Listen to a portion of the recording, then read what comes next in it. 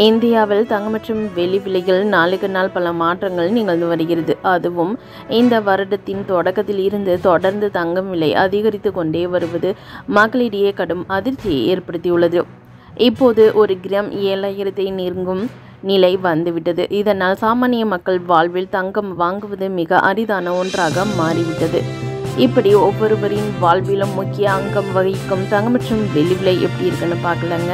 First நம்ம 24 carrot தூய தங்கத்தின் விலை ஒரு கிராம் 7,200 ரூபாய்க்கும், ஒரு சவரன் கோல்டு பிரைஸ் 57,600 ரூபாய்க்கு விற்பனை பண்ணிக்கிட்டு இருக்காங்க. அதே 22 கேரட் கோல்டு பிரைஸ் எப்படி இருக்குன்னு பார்க்கலாம். ஒரு கிராம் கோல்டு பிரைஸ் 6,730 ரூபாய்க்கும், ஒரு சவரன் கோல்டு பிரைஸ் 53,840 ரூபாய்க்கும் விற்பனை பண்ணிக்கிட்டு இருக்காங்க.